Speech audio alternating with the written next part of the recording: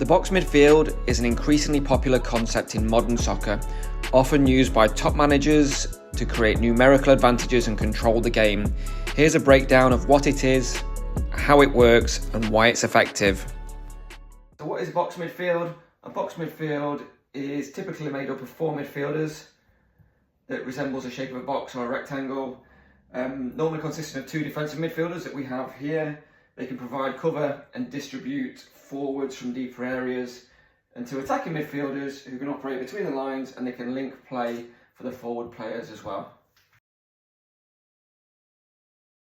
So what formations normally enables a box midfield? Well, the most popular one at the moment is a 3-4-3. So you have 3 centre backs, 2 holding midfielders, 2 wide wing backs that make the 4 in midfield, and then you've got 2 10s that sit in front of the pivot midfielders that makes the box, and then you've got the striker as well. So the box is between the 2 defensive midfielders and the 2 attacking players. You can also work in a 4, and Conte does a little bit of this at Napoli, a 4-2-2-2 with 2 strikers. Very narrow, but that allows these wing backs to get nice and high, and you've got loads of overloads in the centre of the pitch as well, so you can dominate through the centre.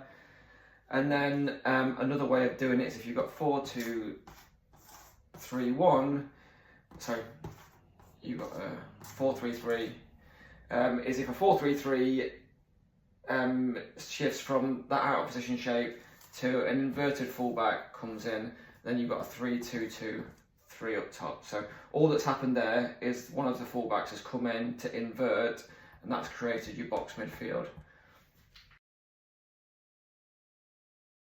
So what are the strengths of a box midfield? So central overloads is the first one. Normally most teams will play with a 3 in midfield.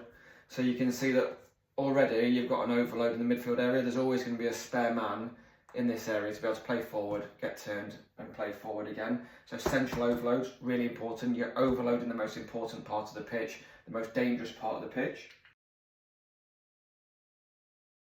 The second strength of a box midfield is defensive solidity. We've seen lots of examples of that not happening at Man United at the moment, but you've got 2 pivot midfielders that act as a screen in front of the back 3.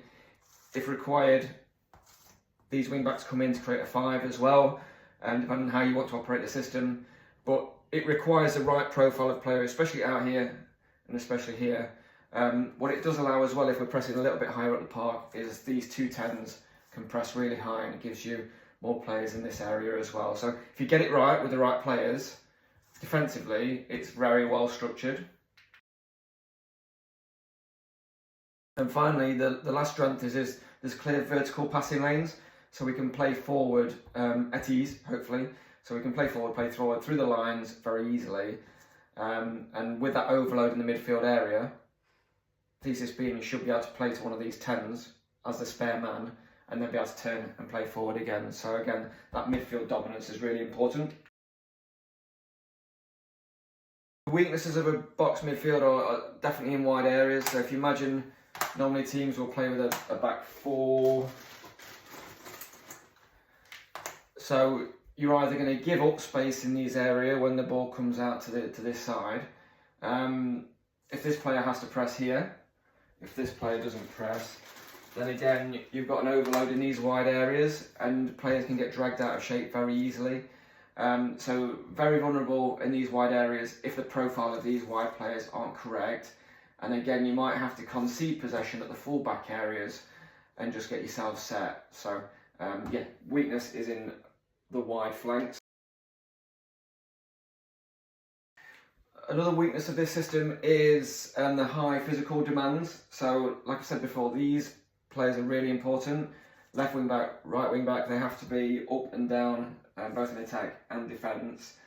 Tactical demands, we've seen this with Amorim and Man United, the players just aren't getting it. So tactically, the players have to be really bought in and really astute and know when to jump and know when to press in.